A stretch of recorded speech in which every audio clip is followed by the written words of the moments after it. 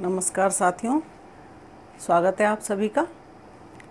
आश्चर्य हो रहा होगा आपको कि काव्य दोषों की श्रृंखला में चलते चलते और ये बीच में क्या आ गया। तो मैं आपको बता दूं कि मेरे कक्षा 12 के जो विद्यार्थी हैं उनका 23 अप्रैल को उनका हिंदी साहित्य विषय का प्रश्न पत्र है और इसलिए उन्होंने, क्योंकि वो विद्यालय नहीं आ रहे हैं, इसीलिए उन्होंने मुझसे रिक्वेस्ट की कि मैडम ये वाला पाठ एक बार दोबारा से समझा दीजिए। तो इसलिए आज ये पाठ मैं ले रही हूँ और इसके बाद काव्य दोषों की श्रृंखला को हम कायम रखेंगे। तो आइए देखते हैं। सुमिरनी के मन के, इस पाठ को लिखा है चंद्रधर शर्मा गुलेरी जी ने और यह कक्षा 12 की पाठ्य पुस्तक अंतरा से लिया गया है। सुमिरनी, आपने नाम सुना होगा। सुमिरनी कहते हैं माला को, जो माला फेरते हैं ना, पूजन के समय जो माला फेरी जाती है ध्यान के समय, उसको सुमिरनी कहते हैं। तो सुमिरनी के मन के यानी कि माला के मोती। तो इस नाम का जो ये पाठ का जो इन्होंने ये नाम रखा है, इसीलिए रखा है कि इन्होंने 3 छोटे निबंधों को एक माला में पिरोया है मोतियों की तरह, इसीलिए उन्होंने अपने पाठ का नाम रखा सुमिरनी के मन के। तो 3 छोटे छोटे निबंध इसमें हैं पाठ में। पहला निबंध है बालक बच गया, दूसरे का शीर्षक है घड़ी के पुर्जे और तीसरे का शीर्षक है ढेले चुन लो। पहला निबंध देखिए, बालक बच गया। इस निबंध में गुलेरी जी ने बचपन की अवस्था के बारे में बताया है कि छोटे बालक पर हम उसको अनावश्यक चीज़ें सिखा कर उसको रटा देते हैं, याद करा देते हैं और फिर दूसरों के समक्ष उसका प्रदर्शन करते हैं। यह भूल जाते हैं कि बच्चा जो है वो बचपन में अपनी निश्चित जिस हिसाब से उसको बढ़ना चाहिए उस हिसाब से बढ़े तो ही अच्छा है। यदि बचपन की उम्र में हम उसको बड़े बड़े पाठ याद करा देंगे तो वो उसका बचपन जो है वो दबकर रह जाएगा। बचपन में जो उसको बाल सुलभ क्रीड़ाएं करनी चाहिए, हरकतें करनी चाहिए, वो बच्चा नहीं कर पाएगा। वो उन बड़े बड़े सवालों के तले उसका बचपन दबकर रह जाएगा। इस निबंध में गुलेरी जी ने दिखाया है कि एक विद्यालय का जलसा हो रहा है, प्रोग्राम हो रहा है वार्षिक उत्सव का। उसमें गुलेरी जी भी मुख्य अतिथि के तौर पर गए थे और विद्यालय का जो हेडमास्टर था वो अपने छोटे से बेटे को लेकर आया था। 7-8 साल का वो बच्चा, उससे कोई भूगोल से संबंधित, विज्ञान से संबंधित, गणित से संबंधित बड़े बड़े प्रश्न जो भी पूछे गए वो उनका रटा रटाया उत्तर जो उसको पहले से याद कराया गया था वो बताता रहा। और इसी तरह से उससे ये पूछा गया जब कि तुम बड़े होकर क्या बनोगे, तो वो कहता है मैं यावत जन्म जनता की सेवा करूँगा। यानी कि एक नेता जो जवाब देता है वो जवाब उसने दिया। तो लोगों ने अनुमान लगाया कि बड़े होकर ये अवश्य ही नेता बनेगा। लेकिन बालक तो बालक ही ठहरा। उसके प्रश्न जो उससे किए गए थे उन उत्तरों को सुनकर जो लोग बैठे हुए थे मंच पर सारे ही प्रसन्न हो गए। सामने बैठे हुए जो लोग थे, दर्शक लोग, वो भी प्रसन्न हो गए। और अंत में मुख्य अतिथि महोदय ने उससे ये कहा कि बालक, तुमने सारे ही प्रश्नों के सही जवाब दिए हैं, तो इसलिए तुम जो चाहोगे वो तुम्हें मिलेगा। और इतना उनका कहना था और बच्चे से कहा कि बताओ बेटा क्या चाहिए तुम्हें। तो बच्चा जो है वो बच्चा ही है, इसलिए उसने झट से कहा कि मुझे लड्डू चाहिए। और उसके इतना कहते ही गुलेरी जी की सांस में सांस आई। दरअसल कि उस बच्चे से जो इतने कठिन कठिन प्रश्न पूछे जा रहे थे और उनका वो जो रटा रटाया उत्तर दे रहा था, उन सारे प्रश्न उत्तरों को सुनकर गुलेरी जी परेशान हो गए थे कि एक बच्चे के ऊपर कितना बड़प्पन लादा गया है, उसके ऊपर अनावश्यक रूप से कितने भारी भरकम प्रश्न और उत्तर लाद दिए गए हैं। उसकी स्मरण शक्ति में, उसको याद रखने में निश्चित रूप से ही उसको जोर पड़ रहा होगा। जो उसकी चेष्टाएं, बाल सुलभ चेष्टाएं थी वो वहाँ पर प्रकट नहीं हो पा रही, उन प्रश्नों के तले दबकर रह गई थी। परंतु जैसे ही बच्चे से एक साधारण सा प्रश्न पूछा गया तो बच्चे ने उसका नितांत साधारण जवाब दिया, जो वास्तव में एक बच्चे को देना ही चाहिए। बच्चे का ध्यान केवल 2 ही चीज़ों में रहता है, या तो खाने में या खेलने में। तो इस तरह से गुलेरी जी ने चैन की सांस ली कि आखिर बच्चा बच गया, इसीलिए इसका शीर्षक रखा बालक बच गया। बालक बचने का अर्थ है बच्चे का बचपन जो था वो बच गया, यानी कहीं ना कहीं वो बचपना उसके अंदर अभी भी जीवित है।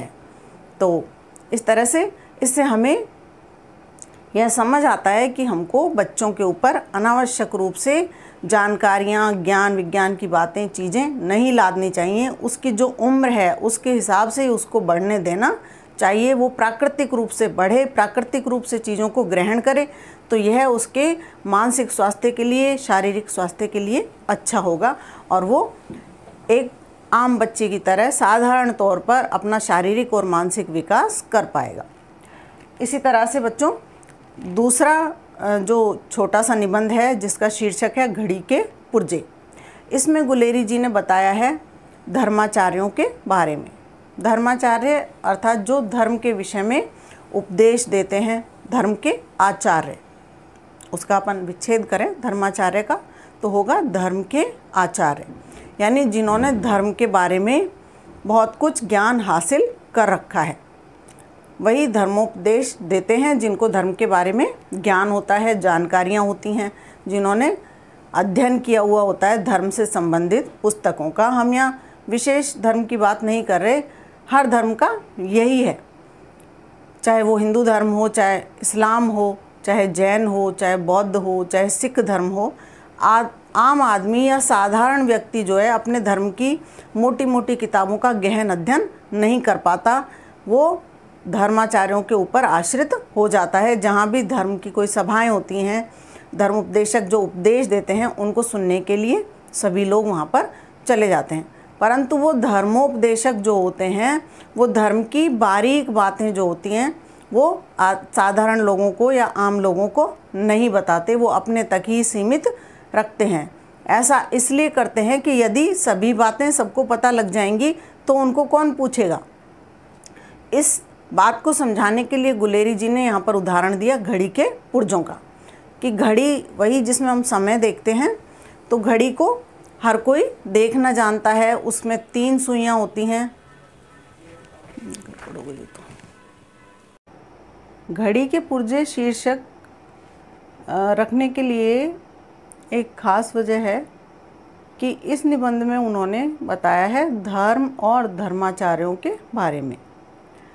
धर्माचार्य उन लोगों को कहते हैं जो किसी धर्म विशेष की पूरी जानकारी रखते हैं, जिन्होंने अपने धर्म से संबंधित मोटी मोटी पुस्तकों का पूर्ण रूपेण अध्ययन किया है, चाहे वो किसी भी धर्म की पुस्तकें हों।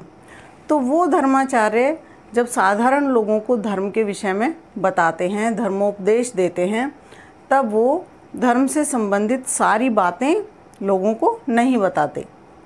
क्यों नहीं बताते? क्योंकि यदि वे ऐसा करने लग जाएंगे तो फिर उनकी धर्म की जो सभाएं होती हैं, प्रवचन जो वो देते हैं ऊंचे ऊंचे मंचों पे बैठ के, उन सभाओं में कौन जाएगा सुनने के लिए। इसीलिए वो सारी बातें नहीं बताते। कहते हैं ना कि गुरु जो है वो एक शिष्य को सारा ज्ञान नहीं देता है, यदि दे देगा तो फिर गुरु को कौन पूछेगा। तो वही बात है। इस बात को गुलेरी जी ने समझाया है घड़ी के पुर्जों के माध्यम से, कि घड़ी जो होती है उसमें 3 सुइयाँ होती हैं। जो भी कोई पढ़ा लिखा है तो वो जानता है कि कौन सी सुई घंटे की है, कौन सी सुई मिनट की है और कौन सी सुई सेकंड की है, और वो घड़ी देखना भी जानता है। परंतु घड़ी को सुधारना हर व्यक्ति नहीं जानता। जो घड़ी देखना जानता है ज़रूरी नहीं कि वो घड़ी को पीछे से खोलकर उसके पुर्जे खोल ले और ख़राब घड़ी को सही कर दे या उसको चलता हुआ कर दे। तो ऐसा हर व्यक्ति नहीं कर सकता, लेकिन बात ये भी सही है कि जो करते हैं वो भी हम में से ही एक होते हैं। वो कोई विशेष दुनिया के व्यक्ति नहीं होते जो घड़ी को पीछे से खोलकर उसके पुर्जों को सुधार देते हैं और ख़राब घड़ी को ठीक कर देते हैं। तो वो भी साधारण मनुष्य ही हैं। तो इस कहानी के माध्यम से, इस निबंध के माध्यम से गुलेरी जी ये कहना चाहते हैं कि जिस तरह से घड़ी को हर व्यक्ति सुधार सकता है यदि वो चाहे। यदि वो एक घड़ी साज हर व्यक्ति को या साधारण व्यक्ति को घड़ी बनाना सिखा दे, घड़ी के पुर्जे ठीक करना सिखा दे, तो वो भी घड़ी को सुधार सकता है, उसको ठीक कर सकता है। तो इसी तरह से धर्माचार्य यदि सभी बातें सभी मनुष्य को बता दें, साधारण लोगों तक भी धर्म की जितनी भी ज्ञानवर्धक बातें हैं, जो सही बातें हैं, वो सभी लोगों को यदि बता देंगे तो सभी लोग सीख जाएंगे। कोई इतना मुश्किल काम भी नहीं है कि साधारण व्यक्ति उसको सीख ना सके। परंतु यदि वो ऐसा करने लग जाएंगे तो उनकी दुकानें चलनी बंद हो जाएंगी, और इसीलिए वो ऐसा नहीं करते। इस बात को उन्होंने घड़ी के पुर्जे के माध्यम से समझाया, इसीलिए इस निबंध का नाम रखा घड़ी के पुर्जे। अब बात करते हैं तीसरे निबंध की, ढेले चुन लो इसका शीर्षक है।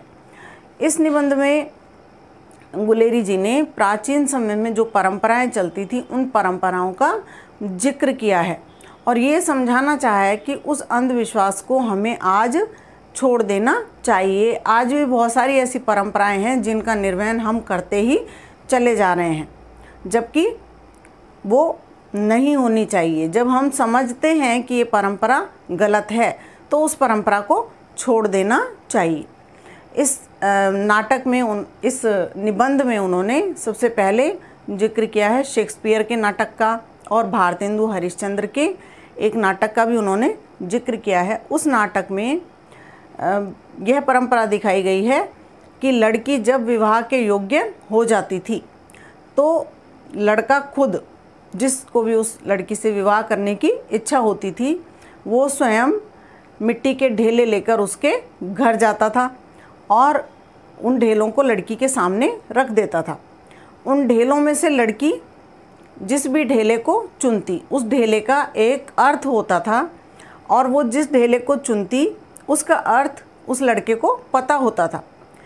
अब यदि वो लड़का ना चाहे कि मैं इस कन्या से विवाह करूं, तो वो मना कर देता था। तो ये एक गलत प्रथा थी। वो जितने भी तरह के ढेले लाता था मिट्टी के, अलग अलग जगहों से लेकर आता था। कोई ढेला खेत की मिट्टी का होता था, कोई यज्ञ की वेदी की मिट्टी का होता था, कोई गोबर वाली मिट्टी का होता था, कोई शमशान की मिट्टी का होता था। तो यदि लड़की वेदी की मिट्टी उठाए तो उसका अर्थ होता था कि जो भी बालक होंगे वो यज्ञ के वैदिक ब्राह्मण बनेंगे, पंडित बनेंगे, यानी कि उन दोनों के शादी से जब उनके बालक पैदा होंगे तो वो पंडित लोग बनेंगे।